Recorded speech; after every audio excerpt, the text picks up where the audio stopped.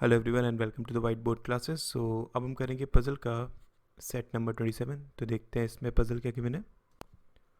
Puzzle में given क्या है, उसने बोला कि 10 boys A through J are sitting around a rectangular shaped table. Okay, 4 of them are sitting around the corner, 2 on each larger side and 1 each on shorter side। Okay, तो उसने बोला कि टोटल आपके पास 10 लोग हैं जो कि एक रेक्टेंगुलर टेबल पर बैठे हुए हैं। ठीक है, 4 लोग आपके पास कहाँ पर हैं, वो कॉर्नर्स पर हैं। दो दो लोग आपके पास जो लार्जर साइड है उस पर हैं, और एक एक शॉर्टर साइड पर हैं। ठीक है, उसके those who are sitting at the corners are facing away from the centre. Corner वाले अवे फ्रॉम द सेंटर देख रहे हैं। ठीक है, और वो पर्सन जो कि मतलब बाकी के लोग हैं वो सेंटर की तरफ देख रहे हैं, मतलब ये सब सेंटर की तरफ देखेंगे। ठीक है, उसके बाद each of them are of different ages. हर एक पर्सन की एजेस क्या डिफरेंट है, एजेस आपके पास यहाँ पर दी हुई हैं but not necessarily in the same order. ठीक है, तो इतनी आपके पास क्या बेसिक इन्फॉर्मेशन है। अब इसको हम किस तरीके से यूज़ कर सकते हैं देखिए। अगर मैं यहाँ पर कंडीशंस लिखूँ तो देखिए उसने हमें क्या क्या कंडीशंस बताई है। उसमें बोला कि J sits third to the left of the one who is 5 years younger than A. Okay, J कहाँ पर है, वो थर्ड टू द लेफ्ट है उस पर्सन से जो कि ए से 5 साल छोटा है। ठीक, उसके बाद person who is 15 year of age sits opposite to the one who is 32 year old. Okay, उसने लगा कि वो पर्सन जिसकी एज कितनी है, 15 साल है, वो ऑपोजिट बैठा है किससे, उस पर्सन से जिसकी एज कितनी है, 32 साल है। ठीक, उसके बाद the person who is the third oldest is not facing away from the centre. Okay, मतलब क्या आपके पास वो पर्सन थर्ड ओल्डेस्ट मतलब 1 2 3 जिसकी एज कितनी है 40, वो कहाँ नहीं देख रहा है, is not facing away from the centre, मतलब वो बाहर की तरफ नहीं देख रहा है, तो वो कहाँ देख रहा होगा, सेंटर की तरफ देख रहा होगा। और अगर सेंटर की तरफ है तो ये कहाँ आपके पास कहाँ बैठा हुआ होगा, साइड्स पर बैठा हुआ होगा।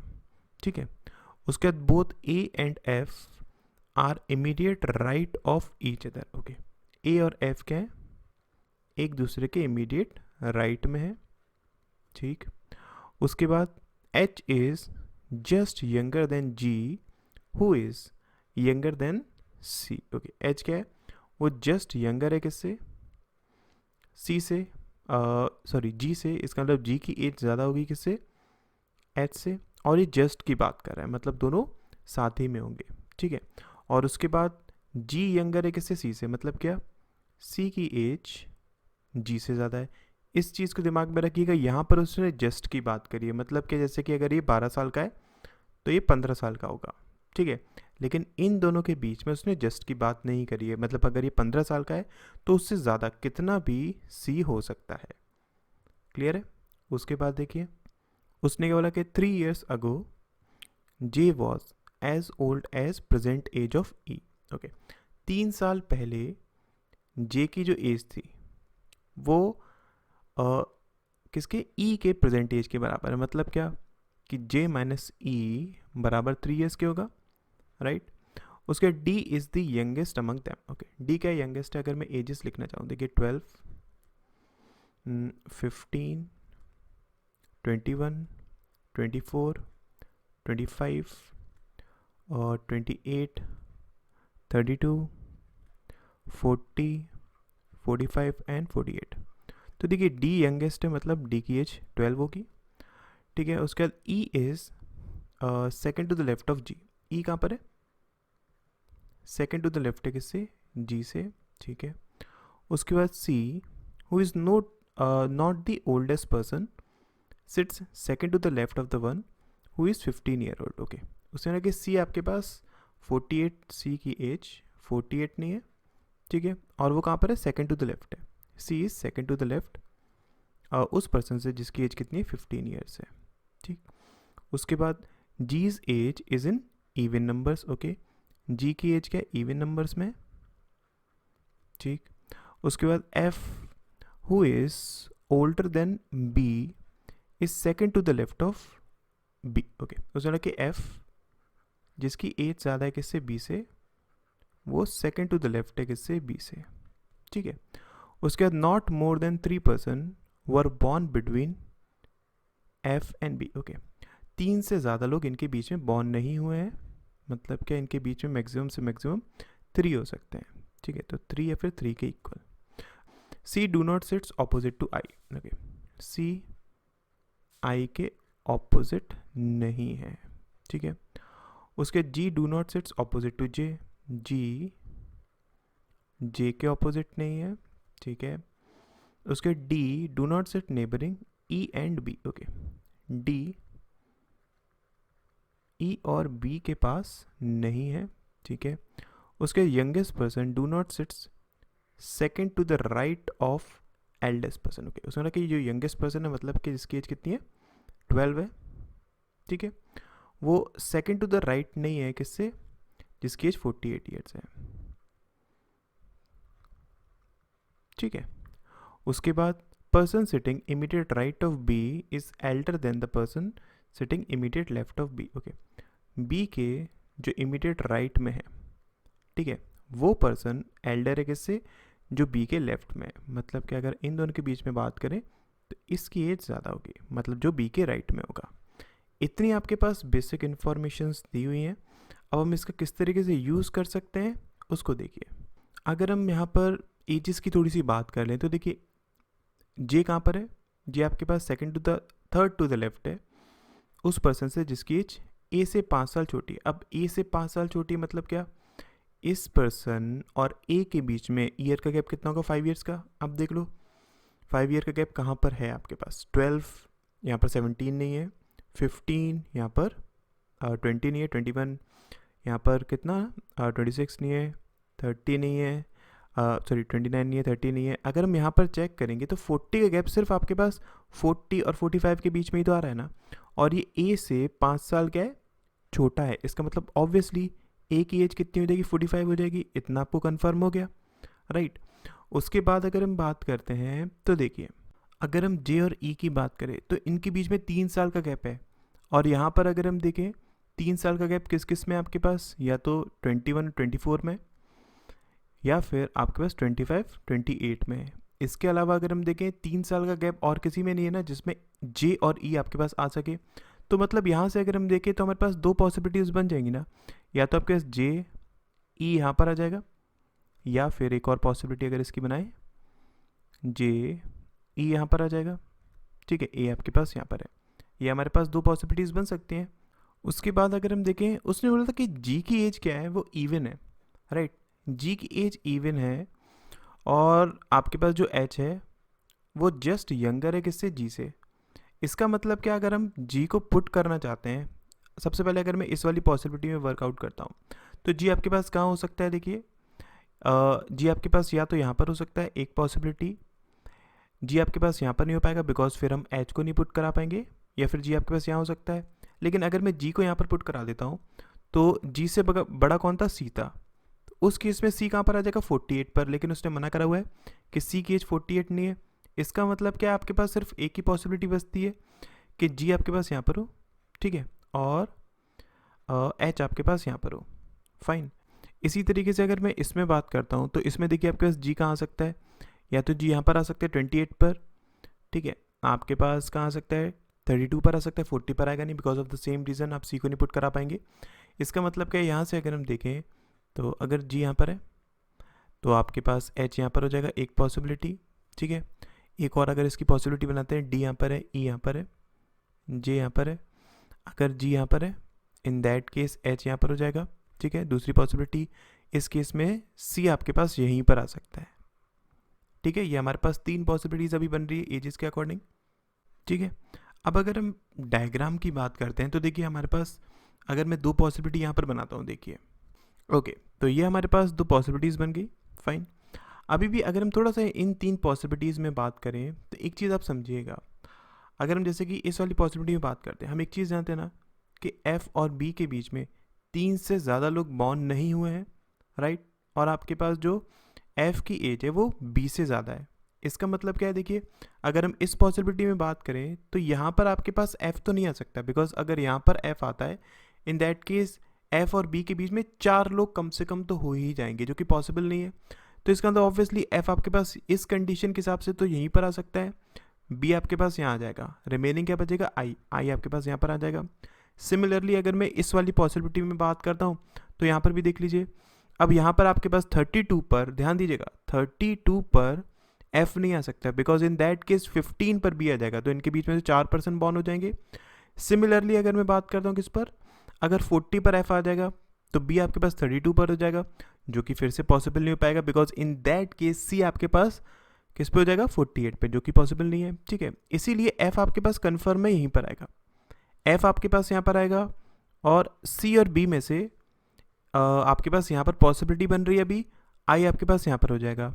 अब एक और चीज़ को समझिए, आई आपके पास अगर 15 है, इस कंडीशन के अकॉर्डिंग इसके ऑपोजिट कौन है, 32 है।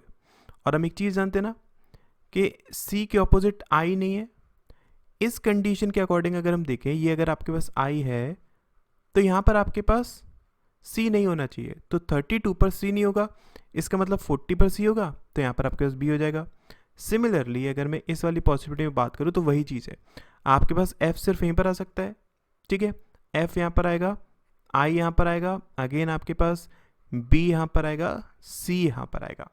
ये आपके पास 3 पॉसिबिलिटीज़ बन रही हैं। इसके अकॉर्डिंग 40 पर कौन है, 40 एज किसकी है, सी की है। मतलब क्या, ये जो पर्सन था ना जिसकी एज ए से 5 साल क्या थी, कम थी, ठीक है, वो आपके पास कौन है, सी है। तो ये कहाँ कहाँ आ सकता है, देखिए क्या हम सी को यहाँ पर पुट करा सकते हैं। अगर मैंने इन केस सी को यहाँ पर पुट कराया, बिकॉज हम जानते हैं ना आपके पास 40 वाला सेंटर की तरफ देख रहा है, अगर सी आपके पास यहाँ पर हुआ, इन दैट केस आप इस वाली कंडीशन को, ये जो है ना आपके पास वो पर्सन जिसकी एज कितनी 15, उसके सेकंड टू द लेफ्ट आपके पास सी है, तो इस कंडीशन के अकॉर्डिंग ये वाली जो पोजीशन है ये किसी के सेकंड टू द लेफ्ट है, इसके लेफ्ट में भी नहीं है, इसके लेफ्ट में भी नहीं है, इसका मतलब क्या है, सी यहाँ पर तो नहीं आ सकता। तो सी के लिए 2 पोजीशंस बची, या तो सी आपको यहाँ पर बनाना पड़ेगा या फिर सी आपको यहाँ पर बनाना पड़ेगा। ठीक है, आप चाहें तो और कहीं से भी, इस साइड से भी इसकी कंडीशंस को स्टार्ट कर सकते हैं, बट चीज़ वही रहेगी बिकॉज ये चारों तरफ से एक जैसा ही है।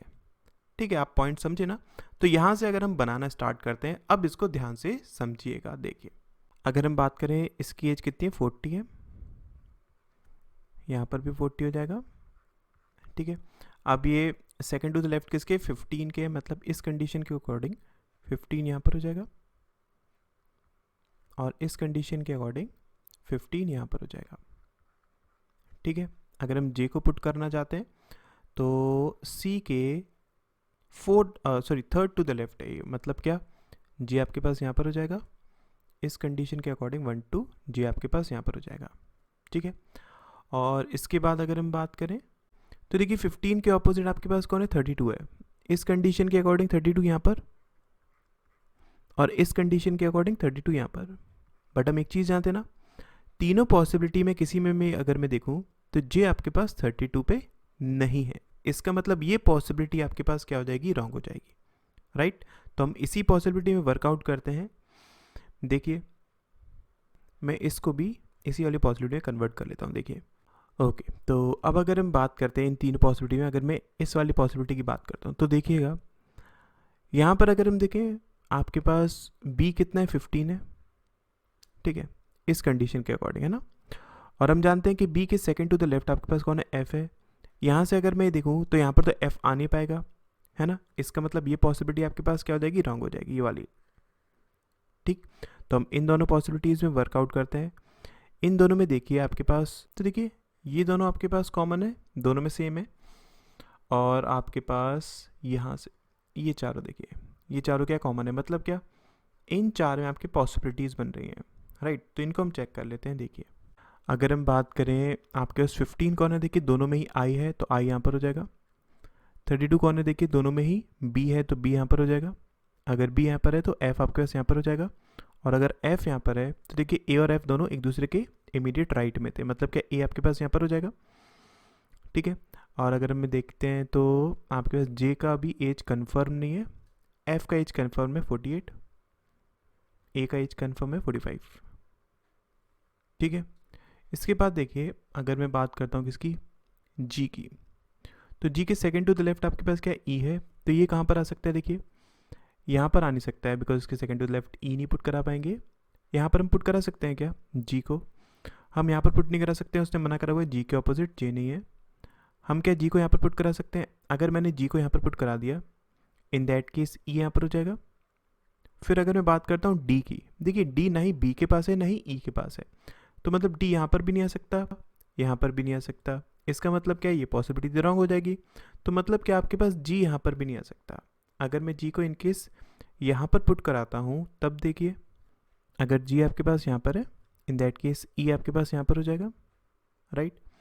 और फिर अगर हम बात करते हैं किसकी, अब देखिए उसने क्या बोला था हमसे कि 48 मतलब जो आपके पास एल्डेस्ट पर्सन है उसके second to the left second to the right youngest person नहीं है, मतलब कौन नहीं है, डी नहीं है। तो डी आपके पास यहाँ पर भी नहीं हो सकता है इस कंडीशन के अकॉर्डिंग, इसका मतलब डी आपके पास यहाँ पर आएगा, ठीक है। इसकी एज कितनी है, 12 है, फाइन। और अगर हम बात करते हैं यहाँ पर आपके पास रिमेनिंग कौन रह गया, देखिए A B C D E F G H रह गया है, तो एच आपके पास यहाँ पर हो जाएगा, ठीक है। अब अगर हम बात करें तो देखिए उसने क्या बोला था कि बी के इमीडिएट राइट में जो पर्सन है, ठीक है, उसका वेट ज़्यादा है किससे, उसकी एज ज़्यादा है किससे, जो उसके इमीडिएट लेफ्ट में है। तो यहाँ से अगर हम देखें जी की एज ज़्यादा होनी चाहिए किससे, जे से। तो इन दोनों में अगर हम देखते हैं आपके पास जी की एज ज़्यादा किस में है, इस वाली पॉसिबिलिटी में ही तो है ना, मतलब क्या आपके पास ये 28, तो जी आपके पास 24 हो जाएगा, ठीक है। फिर ई की अगर हम बात करते हैं तो 21 हो जाएगा इस पॉसिबिलिटी के अकॉर्डिंग, और एच आपके पास 25 हो जाएगा, राइट। सो ये हमारे पास फाइनल पजल बनेगी। आई होप आपको समझ में आएगा जिस तरीके से इसको हमने अप्रोच किया है, ठीक है। Thank you so much.